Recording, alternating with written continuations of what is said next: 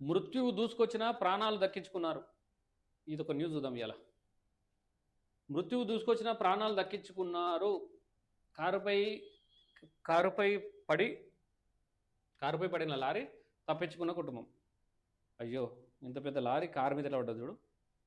ఆ? ఇది ఇందులో ఏదో అంటే హెవీ లోడ్ లేదు. బేసిక్గా ఇందులో హెవీ గట్టి లోడ్ బరువైనవి ఉంటే కారు మొత్తం తపక్కమని కిందికి వచ్చు. కర్ణాటకకు సంబంధించింది బండి, అది నాకు తెలిసి కేఏ ఉంది కాబట్టి. యాదమరి న్యూస్ టుడే తిరుమల వెంకన్న దర్శనానికి వెళ్తున్న ఆ కుటుంబంపై అనుకోని ప్రమాదం దూసుకొచ్చింది. సాఫీగా వెళ్తున్న వారి వాహనం ఛిద్రమైంది. కానీ కారులో ఉన్న వారంతా ఒక్కసారిగా అప్రమత్తమై చాకచక్యంగా దూకేయడంతో ప్రాణాలు దక్కించుకున్న ఘటన చెన్నై బెంగళూరు జాతీయ రహదారిలో గురువారం చోటు చేసుకుంది.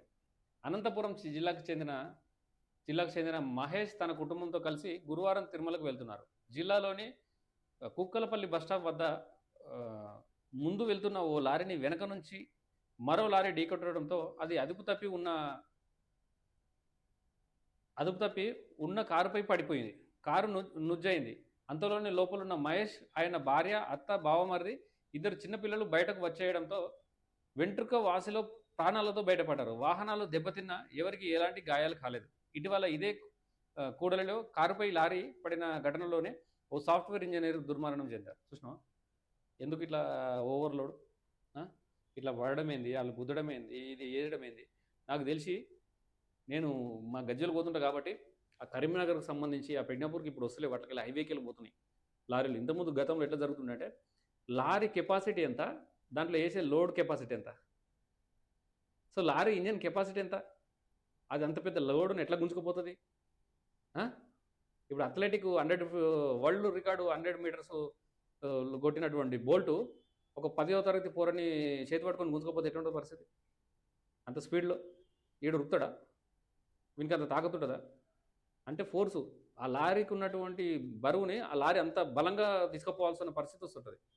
అప్పుడు ఇంజన్ డ్యామేజ్, దాని నుంచి వచ్చే పొల్యూషన్ వల్ల వాతావరణం డ్యామేజ్, ఇన్ని డ్యామేజ్లు అని పోని ఈ రవాణా శాఖకు సంబంధించినటువంటి వ్యక్తులు, అధికారులు కానీ, ఆర్టీఏ కానీ, ఈవెన్ రవాణా శాఖ మంత్రులు కానీ, వాళ్ళందరూ ఇలాంటి దానిపైన చర్య తీసుకోండి. ఇల్లీగల్గా ఎన్ని గూడ్స్ వస్తున్నాయి, ఏ సమయంలో హైదరాబాద్లోకి లారీలు రావాలి, ఏ టైం నుంచి ఏ టైం వరకు పోయాలి, ఆ మున్సిపల్కు సంబంధించినటువంటి, మరీ ముఖ్యంగా చెప్తున్న హైదరాబాద్కు సంబంధించినటువంటి జిహెచ్ఎంసీ వ్యాన్లు, అది ఆ కంపు వాసన కొడుతూ అవి ఇట్లా పోతున్నటువంటి ఆ చెత్త బండ్లు, నువ్వు ఒక్కసారి లారీ, పెద్ద లారీ కానీ అది కానీ నువ్వు ఫ్లైఓవర్ ఎక్కొద్దని చెప్పండి దయచేసి. హైదరాబాద్లో ఉన్నటువంటి ఫ్లైఓవర్స్ ఎక్కొద్దు, అవి ఎక్కకుండా జాగ్రత్తలు తీసుకోండి ప్లీజ్ దయచేసి. ఎందుకంటే స్ట్రైట్గా డైరెక్ట్గా వెళ్ళిపోయే వాళ్ళు ఫ్లైఓవర్ మీదకి పోతుంటే ఆ ఫ్లైఓవర్ నుంచి మొత్తం ఆ కంపుకు భరించలేక రకరకాల రోగాలు వస్తుంటాయి. మొత్తం బ్యాక్టీరియా ఫామిలీలో బయటికి విపరీతమైన స్మెల్ వస్తుంటుంది. అది పోయి మళ్ళీ ఫ్లైఓవర్ దగ్గర ఆగుతుంది. ఏదైనా చిన్నది అయిందంటే లెఫ్ట్ సైడ్లో ఆగిపోతుంది. ఆ బండి వెయిట్ ఎంత, అందులో ఉన్న చెత్త వెయిట్ ఎంత, అసలు ఫ్లైఓవర్ యొక్క కెపాసిటీ ఎంత? సిగ్నల్తో సంబంధం లేకుండా రఫా వెళ్ళిపోతారు. ఆర్టీసీ బస్సులో అట్లనే చేస్తారు, అండ్ ఈ జిహెచ్ఎంసీకి సంబంధించినటువంటి వాహనాలు అట్లనే చేస్తాయి. వాళ్ళు లెఫ్ట్ వస్తారో, రైట్ వస్తారో, వెనక పోతారో, ముంగడ పోతారో, ఎటు పోతారో ఏం తెలియదు వాళ్ళ గురించి. అది రెండోది. ఈ కమర్షియల్ వెహికల్స్ ఏవైతే ఉన్నాయో, కమర్షియల్కి సంబంధించినటువంటి వెహికల్ ఏవైతే తిరుగుతున్నాయో, కమర్షియల్ వెహికల్స్ కూడా తిరుగుతూ ఉన్నాయి. ఎన్ని టైం ఉండదా వాటికి? రాత్రి 11 తర్వాతనో 12 తర్వాతనో పొద్దుల వరకు తిరగాలనే ఆలోచన లేదా? ఈ ఆర్టీసీ బస్సులు కూడా ఇష్టమున్న స్పీడ్ తోటి కొడుతుంది. ఎలక్ట్రిక్ బస్సులు వచ్చినాయి, సౌండ్ రాదు, మన్ను రాదు. వెనకెళ్ళి బస్సు వస్తున్నా కూడా తెలియదు, పక్కపొంటి జుప్ అని వెళ్ళిపోతుంది ఒకసారి. ఆరన్ ఉండదు, ఆరన్ నొక్కి అంటది అది.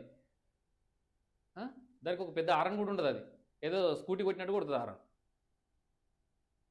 ఏదో ఒక రోజు 100% చెప్తాను కదా, ఆ రోడ్లు చక్కగా ఉండేవి. ఒక మనిషి, నేను ఒకటే చెప్తాను, ప్రభుత్వం కానీ ఈ ఆర్టీఏ వీళ్ళందరికీ ఒక్క విన్నపం చేస్తాను నేను అంతే. మీరు ఎప్పుడైతే చలాన్ల పేరిట ఒక వాహనదారి దగ్గర నుంచి అనేక రకాలుగా డ్రైవింగ్ లైసెన్స్ లేదని, హెల్మెట్ పెట్టుకోలేదని, సిగ్నల్ దాటాడని, రాంగ్ రోడ్లో వచ్చాడని, అంటే రకరకాల పేర్లతోటి అతనికి మీరు చలాన్లు వేసినప్పుడు ప్రభుత్వం తరపున ఉన్నటువంటి ఒక వాహనదారుడికి ఇవ్వాల్సిన సౌకర్యాలలో లోపాలున్నా మరి మీరు కూడా కంపల్సరీ భరించాలి కదా. అది ఎవరైనా మీకు యాంటీగా మాట్లాడితే, ఉన్నట్టుగా మాట్లాడితే వాళ్ళని దౌర్జన్యం చేయడం, వాళ్ళ మీద కేసులు పెట్టడం, వాళ్ళ లోపలేయడం, వాళ్ళ ఫ్యామిలీని నాగం చేయడం, వాళ్ళ జీవితం నాగం పట్టించి వాళ్ళ నోరు మూపి వచ్చే ప్రయత్నం చేస్తారు. కానీ ఒక వాహనదారికి కల్పించాల్సినటువంటి సౌకర్యాలు మీరు ఎందుకు కల్పించరు? ఒకసారి అవి వేయండి. ఎన్ని రోడ్లకి అమీర్పేట పక్కన దగ్గర అది ఎన్ని చేసినా అది గుద్దుకుంటూనే ఉంటారు, అవి పోతూనే ఉంటుంది. ఆడ ఏడో ఒక రోజు 100% ఆడాక ఒక 30-40 మంది 50 మంది చచ్చిపోతే తప్ప అది 100% చేరండి. ఆ పంజాగుట్ట ఫ్లైఓవర్ పోయేటప్పుడు మా అమీర్పేట దగ్గర నుంచి అటు పంజగుట్ట పోయేటప్పుడు కరెక్ట్గా సిగ్నల్ దగ్గర 2 రోడ్లు వస్తాయి ఒకటే దాంట్లో. కింద ఒక కల్వర్ట్ లాగా ఉంటుంది, ఒక బెడ్ వేసి ఉంటుంది. వాడు మొత్తం బొమ్మలు పెడతారు, వాళ్ళు రకరకాల దాన్ని ఎన్ని ఖర్చు పెట్టినా జిహెచ్ఎంసీలో ఒకసారి రిపేట్ అటే యాక్ట్ కింద పెట్టి నేను అడుగుతుంది, మీకు ఎంత ఖర్చు పెట్టారు, ఏం చేశారు, అసలు అది ఎందుకు తీస్తలేరు ఆడికెళ్ళి.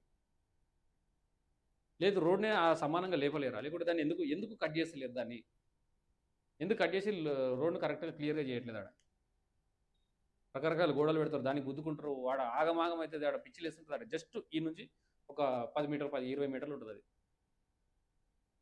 అట్లాంటివి ఎందుకు చేయరు? ఈ లారీల పట్ల కానీ ఇవన్నీ గట్టి చేయండి దయచేసి. అధికారులకు ఒకటే విన్నవించుకుంటున్నా, మీరు అసౌకర్యం కలిగిస్తూ ప్రజల దగ్గర పన్నుల పేరుతోటి, చలనాల పేరుతోటి లాక్కోవడం ఎంత ధర్మం అనిపిస్తుంది మీకు? ఆ ప్రయాణికునికి, ఒక మనుషులకి సౌకర్యాలు కూడా అందించడంలో కూడా మీరు మీ యొక్క బాధ్యతను వహించాలని చెప్పి మనస్ఫూర్తిగా కోరుకుంటున్నా. ఇలాంటివి జరగవు.